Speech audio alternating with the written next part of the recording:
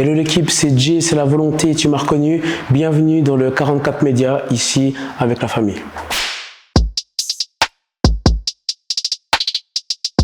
L'inspiration de base de la volonté du dé, ça vient d'un manga, One Piece. C'est, pour la faire courte, c'est l'histoire d'un protagoniste, d'un gamin qui a des rêves, qui est mu par des rêves, il veut devenir le roi des pirates. Et semblerait-il qu'il y ait un pirate qui a laissé le plus gros des trésors jamais trouvés, et puis lui veut partir à la quête de ce trésor.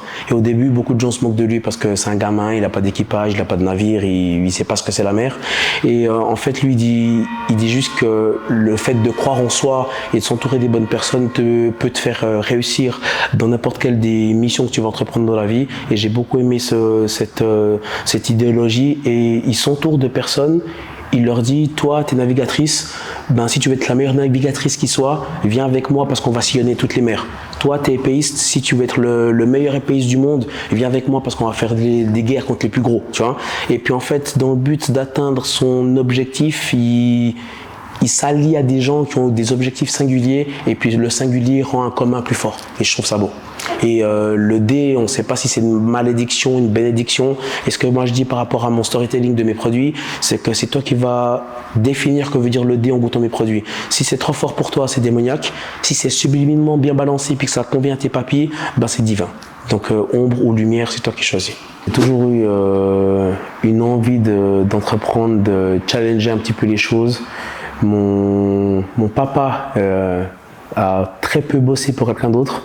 Ma maman au pays a toujours été indépendante, et j'ai toujours eu cette fibre de je veux créer quelque chose, je veux sortir de ce carcan métro boulot dodo, et j'ai lancé plusieurs trucs avant. J'ai eu un bar avec des potes il y a quelques années, j'ai lancé différents business, certains ont marché, certains n'ont pas du tout marché. J'ai énormément appris, j'ai énormément grandi au travers des différentes choses que j'ai entreprises. Et là, LVDD, je pense que c'est un peu l'aboutissement de ma personne dans ma vie entrepreneuriale, dans le sens où j'ai fait des coquilles avant et j'en fais encore maintenant. Je suis pas exempt de tout reproche, et puis j'ai pas la science infuse, mais j'ai une maturité et j'ai vu différentes choses qui me permettent aujourd'hui d'être plus efficient, plus efficace et meilleur dans ce que je fais. Mais j'ai toujours eu envie d'entreprendre. J'ai ce rêve de gamin de créer mon pain. Tout comme le manga dont je te parlais avant, de m'entourer des miens. Moi, je suis quelqu'un de très clanique. J'aime une équipe, j'aime ma famille, j'aime mes gens. J'ai des gens avec qui je suis pote depuis bientôt 30 ans, tu vois. C'est des gens on n'a pas bougé. Loyalty means everything. Et puis si demain je peux créer un emploi pour une sœur qui était dans les RH, ou peu importe, ou un de mes frères qui fait de la gestion, de la planification, peu importe quoi, puis qu'on peut bosser ensemble, pour moi, j'ai réussi ma vie.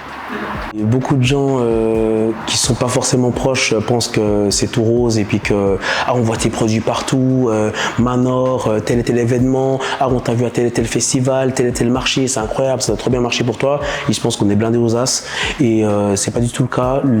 Les marges dans l'alimentaire sont souvent très minimes, tu vois. Moi, je vends des produits à un prix moyen à 12 francs, tu vois, donc c'est pas pour te sortir un salaire, payer tes charges, tes assurances et tout ce qui s'ensuit en Suisse. Il faut en vendre des bocaux.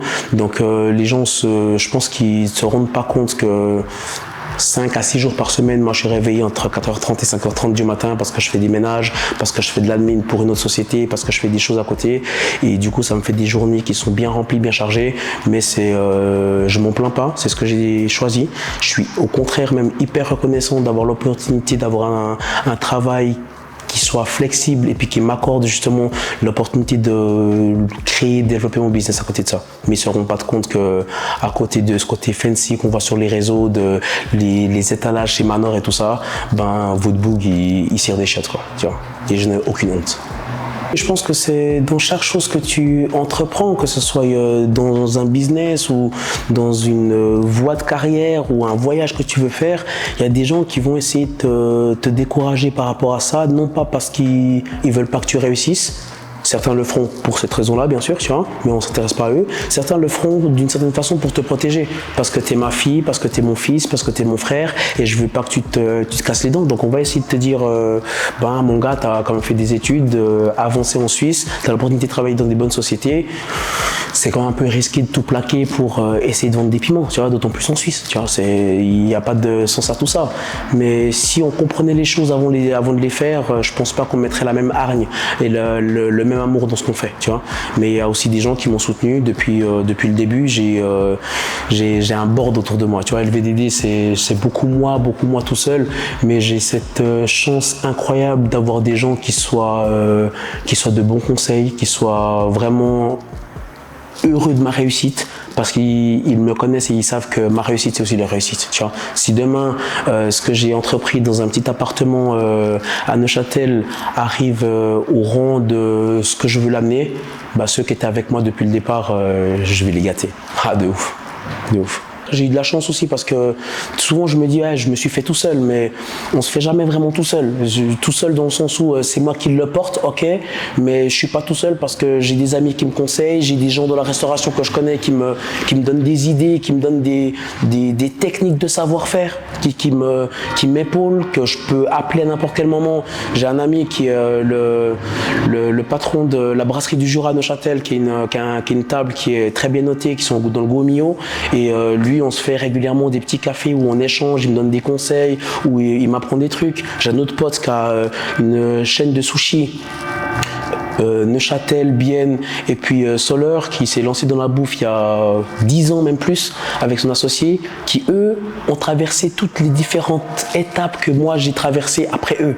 Donc eux ont été des mentors pour moi sur différents domaines, tu vois. Donc j'ai pu beaucoup me retourner sur eux, beaucoup me retourner aussi sur internet, et des fois il faut juste admettre qu'on sait pas, jouer au con. Enfin, t'appelles le service de l'hygiène, écoutez, je veux faire ça, comment je fais en fait? Et on n'a pas cette aisance à se dire, à admettre qu'on ne sait pas et poser les questions. On préfère prétendre qu'on sait, le faire mal, le faire faux, et puis après coup essayer de changer ou de camoufler l'erreur commise, tu vois. Et en fait, moi je pense pas que c'est juste. Je pense qu'il faut avoir l'humilité de dire, ok, je veux faire ça, voici la vision que j'ai. Pour y arriver, honnêtement, je sais pas, et on n'a pas besoin de savoir maintenant pour avancer, tu vois. Mais voilà où c'est que je veux aller, comment je fais maintenant. Et là, on va te dire, il faut que tu contactes le service de l'hygiène, il faut que tu trouves un laboratoire, il faut que ton laboratoire il soit comme ci, comme ça, comme ça. Il faut que tes produits aient ça, tes étiquettes ça, et de fil en aiguille, tu apprends des choses. Tu te renseignes, tu poses des questions, tu tombes, tu te relèves, tu fais faux, tu imprimes tes étiquettes en masse en te disant c'est bon, c'est parfait, il manque une information importante sur l'étiquette, tu peux tout mettre à la poubelle, tu vois. Et c'est tout, l'apprentissage se fait aussi souvent dans la douleur, tu vois. Tu apprends des choses parce que tu as fait faux au préalable, tu vois. Et c'est ça qui te permet aussi d'emmagasiner le savoir expérimenté. Est-ce que tu as eu des moments où tu as failli ou voulu abandonner? Mais bien sûr, mais qui n'a pas ça, tu vois? Qui n'a pas ça, et dans tout. Ta relation de couple, il y a des moments où tu dis j'en peux plus, c'est compliqué, on passe une période difficile, tu vois? Et il y a une magie, une beauté là-dedans. La frontière entre la persévérance et l'abandon, tu sais pas quand c'est que tu dois la franchir, tu vois. Et en tout respect, est-ce que je dois quitter cette relation parce que là ça nous apporte plus rien puis on se fait du mal, ou est-ce qu'on doit encore persévérer parce qu'on est juste dans un orage, tu vois. Et le business c'est la même chose. Il y a des moments où tu dis purée, c'est incroyable, les stratégies que j'ai mis en place elles commencent à payer, je gagne de l'argent, un nouveau partenariat, un nouveau resto qui bosse avec mes produits, tant de pizzerias, Manor qui débarque, c'est incroyable, compagnie. Et il y a des jours où tu dis je comprends pas, je fais tout juste toujours comme avant, et là on fait pas de vente. Tu te remets en question, tu doutes, tu vois. Et la beauté dans tout ça, c'est de persévérer. En fait, la recette, elle n'est pas compliquée. La recette, c'est pas rocket science, c'est pas un truc de... Moi, je sauve pas des vies, je sauve pas des cœurs, tu vois. Je dois pas amener des cœurs, moi, j'essaie de mettre du beau dans la vie des gens par rapport à ce que je fais et qui c'est que je suis, tu vois. Donc, c'est de l'intangible complètement, mais la recette, elle est facile. Persévère, apprends, réadapte, persévère, apprends, réadapte, continue. Il y a en économie, on parle de la main invisible de Adam Smith. C'est un précepte qui dit que un mec qui veut vendre quelque chose trouvera un acheteur à ce qu'il veut vendre. Et ça va se réguler de façon, la main invisible, de façon un peu divine, un peu mystique. À force de véhiculer un storytelling, parce qu'on n'achète plus aujourd'hui un produit ou juste un service, on achète un environnement, un univers. Nike, pourquoi ça marche de ouf? Parce qu'ils ont réussi à montrer que les athlètes, ils se dépassent avec ça, que c'est beau, qu'il y a un lifestyle. Il y a même les gens, ils font pas du tout de sport, ils veulent porter des chaussures de course Nike parce que c'est stylé, tu vois. On achète un univers, tu vois. Et à force de véhiculer ça et puis de pas t'arrêter, de chuter, de te relever, de faire mieux, de réapprendre, bon finalement ça commence à marcher. Mais bien sûr que je doute. Mais je pense que n'a de valeur que ce que la valeur qu'on accorde aux choses et aux gens, tu vois. Les choses ont de la valeur parce qu'on leur accorde de la valeur. L'herbe est plus verte où c'est qu'on l'arrose et pas forcément à côté, tu vois. Et je pense qu'à force de persévérer, tu deviens aussi satisfait de ta personne. De dire quand dans ton couple ça va pas bien puis que t'as passé cet orage et tu dis mais t'imagines, t'as deux doigts de se quitter là hier encore, puis aujourd'hui on a des enfants, on a la vie qu'on avait rêvé, imaginé, la vie pour laquelle on a tant sacrifié et prié, tu vois, et c'est magnifique. Mais on était quand même à deux doigts de lâcher hier. Et du coup, tu es fier de toi. Et le fait d'être fier de toi, ça fait une boucle d'évolution qui est bénéfique pour ta personne, tu vois. Parce que croire en soi, c'est difficile. Croire en soi, c'est un travail que tu fais au quotidien sur toute ta vie. On va te faire douter. Tu vas douter de toi-même. Mais il ne faut pas écouter le bruit. Il y a un truc à l'intérieur de toi que tu ne peux pas expliquer. Il faut avancer là-dedans. Peu importe ce que Léon dira, peu importe les difficultés, la joie, le bonheur, la satisfaction que tu vas en récolter vaudra tous les billets, tout ce qu'il y a dans le monde. Et c'est incroyable. Et c'est pour ça que je me bats avec autant d'acharnement dans ce que je fais. C'est parce que je suis convaincu. Et c'est pas pour rien que j'appelle mes followers, les gens qui me suivent, les gens qui me côtoient, mais convaincus aussi parce que je sais qu'en achetant mes produits, ils sont convaincus de ce que je fais. Tu vois. Et c'est grâce à eux ici, aujourd'hui, je suis là. Et je me dis, pour ces gens que j'ai convaincus, que j'ai convertis à ma cause, je peux pas abandonner. Et des fois, quand c'est dur, je me dis, je peux pas abandonner maintenant. C'est pas parce que maintenant c'est dur. À chaque étape, à chaque étage, il y a son lot de tracas, il y a son lot aussi d'anges qui viennent t'aider, il y a aussi son lot de démons qui viennent essayer de te dévoyer de ton chemin. Tu vois? Et il y a des moments où, des fois, tu as besoin aussi d'écouter ce que les gens ont vu de toi.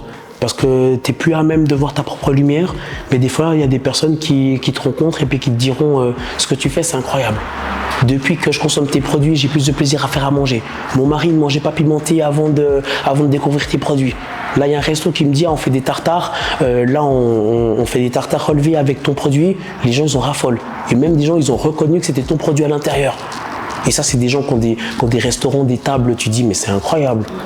Moi, enfant de la diaspora congolaise, moi, enfant expatrié, il y a des chefs qui ont étudié la cuisine, qui nourrissent des gens tous les jours et qui disent que ce que j'ai fait là, moi, dans mon coin, c'est beau, c'est bon, c'est legit.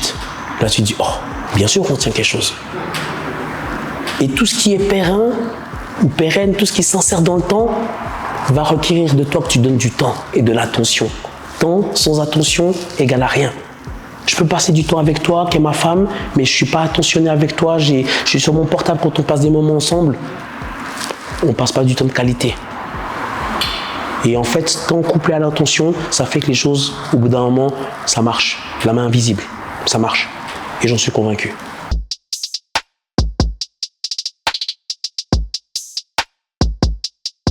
Oui, chaque recette a une histoire. Chaque recette. Et dès que j'ai commencé, j'ai toujours eu envie de me dissocier de la masse. Déjà, en choisissant de faire du piment, tu te dissocies. Tu vois, j'aurais pu faire du chocolat. Mais tout le monde fait du chocolat déjà. Tu vois. J'ai décidé de faire du piment. Je suis déjà dans un marché de niche, même hyper niche. En Suisse, ici en Occident, c'est niche. Et chaque produit que j'ai sorti répondait soit à un besoin de ma part ou que j'entendais à gauche, à droite. J'ai commencé avec un produit. Au début, je m'étais dit, je vais faire une entreprise un peu monoproduit comme Coca dans ses débuts.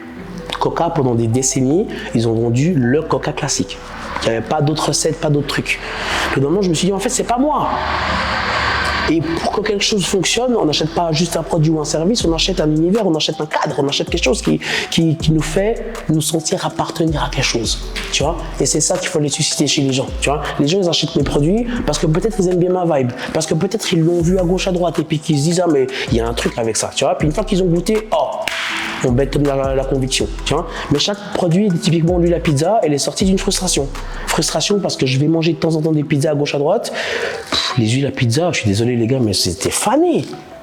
Nul. Soit trop intense, pas de saveur, soit pas du tout de saveur, juste des calories dans le vide. Il n'y avait rien, il n'y avait pas un truc particulier. Je me suis dit, je vais faire ma propre pizza. Même pas dans le but de la vendre, juste parce que à la maison, quand on commande une pizza, je veux qu'on mange un truc relevé qui ait du goût. Puis une fois, un pote, il vient chez moi, il me dit, mais ça c'est incroyable, il faut que tu vendes ça. Puis je dis, mais moi je suis dans les pâtes de piment, des machins et tout ça et tout. Puis tout je réfléchis, je me dis, en fait c'est vrai, ça fait complètement sens. Et du coup, j'ai commencé à le sortir. Mais j'ai travaillé la recette. Au début, je mettais un peu de citron, je mettais un peu plus de ci, je voyais que ça réagissait mal, que ça allait pas bien. J'ai dû apprendre un peu même des bases de chimie, tu vois. Je savais pas qu'en mettant ci et ça faisait que les ingrédients pouvaient tourner plus vite et compagnie, tu vois. Donc j'ai dû apprendre tellement de choses, j'ai dû faire des ratés.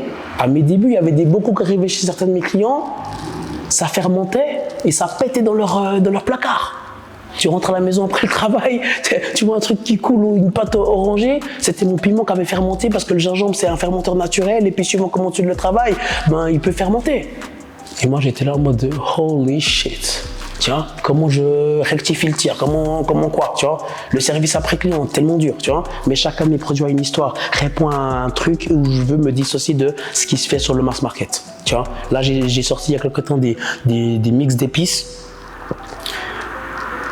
Mais j'ai poussé le vice, j'ai pris des épices particulières que j'ai testées, j'ai eu la chance de beaucoup voyager dans ma vie pour le plaisir ou avec la famille ou compagnie. Intéressé par la nourriture, je ramenais un peu des épices, j'ai fait des tests, des trucs et je me suis dit, mais en fait ce goût-là, on le retrouve pas. Ce goût-là d'un truc que j'ai découvert au bled, on le retrouve pas. Ce goût d'un truc que j'ai découvert en Asie du Sud-Est, on le retrouve pas. Ici on mixait. Oh c'est bon. Je fais goûter des potes. T'en penses quoi? Je réunis mes potes à la maison, on se fait une bouffe, je leur dis rien, je leur fais goûter, j'attends les réactions. Oh c'est bon, t'as mis quoi dessus? Secrètement je note, ok.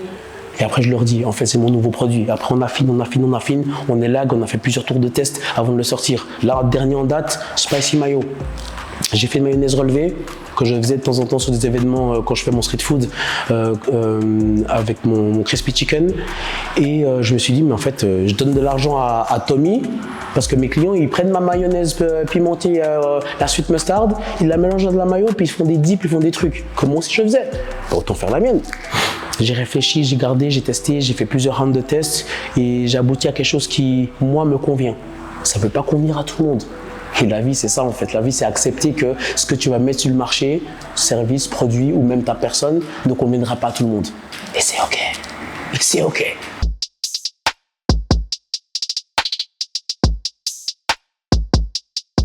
L'entrepreneuriat, c'est pas facile.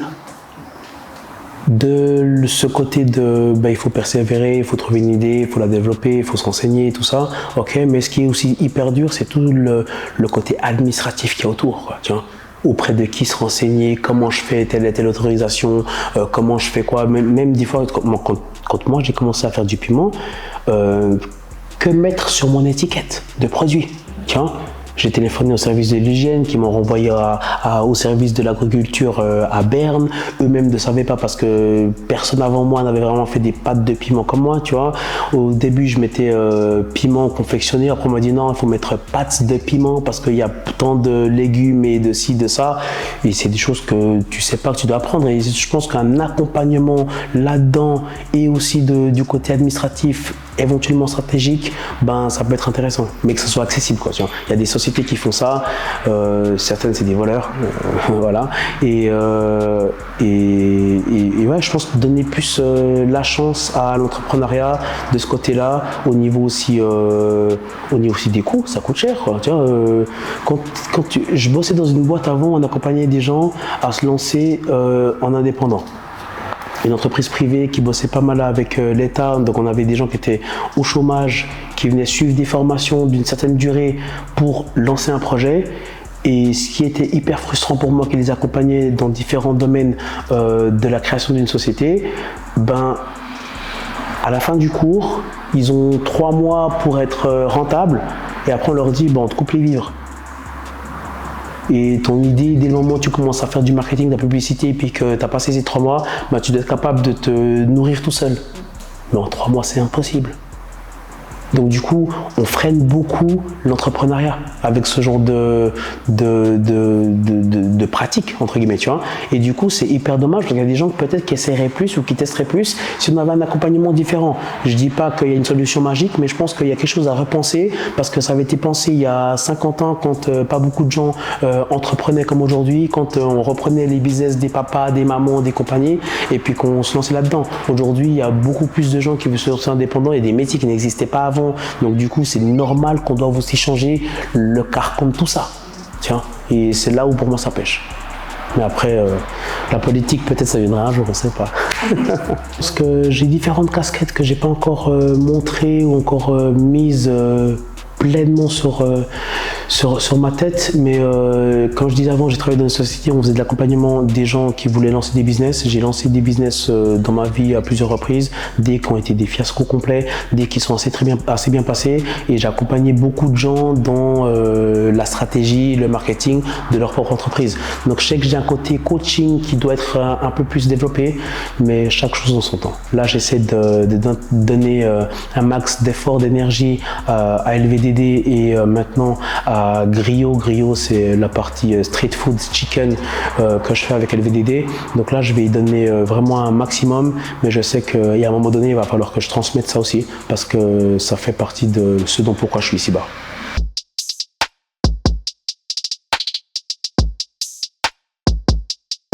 On a commencé un peu à me contacter il y a quelques années en arrière pour faire un peu des services traiteurs, des petits trucs à gauche à droite, que j'ai toujours dit oui je ferai parce que j'aime faire à manger, mais je veux pas que ça devienne le principal de mon business. Je reste un mec qui fait des sauces pimentées. Tiens, je me prétends pas comme cuisinier ou peu importe, je fais bien à manger, certes, mais je me prétends pas comme cuisinier et je veux pas devenir un service traiteur, non. Par contre, j'ai commencé après à faire des matchs de basket où je faisais des choses qui étaient en adéquation avec le monde, l'univers en question, donc le basket un peu plus street, un peu plus adapté selon moi à ce qui se faisait avant. Et du coup, j'ai lancé dans un pain bagel sans le trou pour faciliter la consommation, un haute cuisse de poulet frit, tout ça aussi en me disant qu'à Neuchâtel du poulet frit il n'a pas du bon, tiens. Donc de nouveau ça répond selon moi à un manque, et avec sauce maison, avec un pain de boulangerie, avec des produits de qualité. J'ai une version végétarienne que je fais avec un steak de falafel qui a été cultivé à Sérou dans le Val de Rue, donc à quelques minutes de chez nous. Donc j'essaie de travailler des aliments au maximum, pas transformés avant moi, et de les mettre en valeur dans un côté street food. J'ai fait ça pendant 2 ans un peu à gauche à droite. Et là, j'ai décidé, avec mon nouveau labo que j'ai depuis 6 mois, de me dire, j'ai déjà la plateforme, le laboratoire, j'ai un peu la notoriété ici autour. Il faut que je le lance en takeaway et après à la livraison. Donc de nouveau, je vais partir par palier. On commence petite ouverture sur quelques jours de la semaine. Si le test est concluant, on va ouvrir sur toute la semaine. Si le test est concluant, on va commencer à faire des livraisons. Si le test est concluant, on va gentiment augmenter. Et là, je me suis dit, là, je vais partir dans un autre délire, dans le sens où je veux que ma DA, elle soit forte.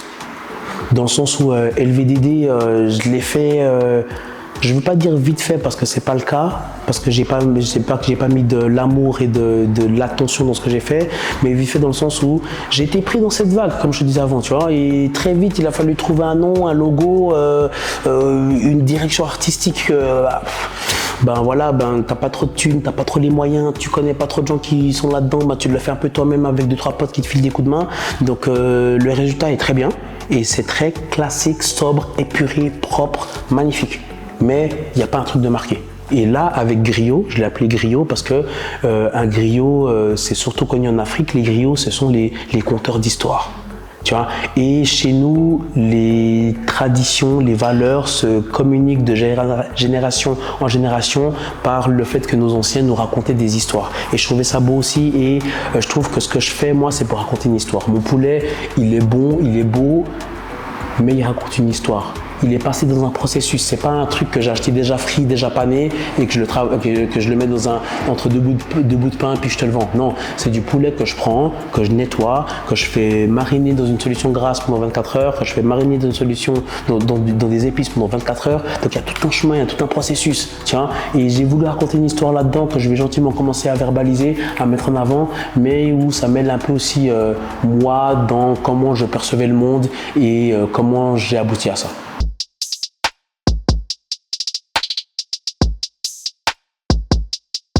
Ma vision est claire, hein. J'ai envie de créer quelque chose qui puisse s'insérer dans le temps. Qui, tout comme les enfants de potes qu'on avait à l'école allaient travailler l'été dans l'entreprise de papa ou nous faisaient engager pour faire des petits boulots, des petites compagnies, j'aimerais léguer quelque chose à la génération qui va venir après moi. J'aimerais faire en sorte que ce que j'ai pensé dans ma tête puisse toucher un maximum de gens, parce que la création c'est la vie en fait. Quand tu crées, tu vis, quand tu vis, tu crées par conséquent. Et j'ai envie de transmettre quelque chose aux gens qui sont autour de moi. J'aimerais pouvoir designer le travail que j'ai envie, donc être plus avec les années à venir moins dans l'opérationnel et plus dans la réflexion.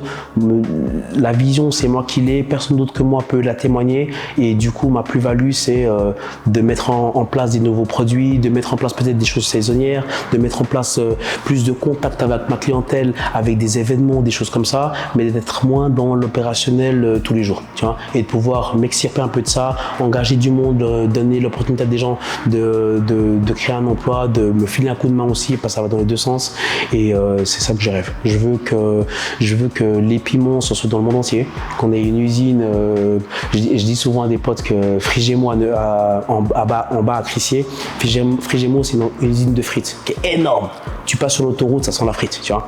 Et moi je dis des fois pour rigoler, bientôt c'est les locaux d'LVDD, tu vois, parce qu'il y a des trains qui passent là, tu peux directement charger et compagnie. Donc je dis que là bientôt LVDD sera là, tu vois, et je veux faire que Griot ça devienne le truc où on ait des dark kitchen dans tout le pays.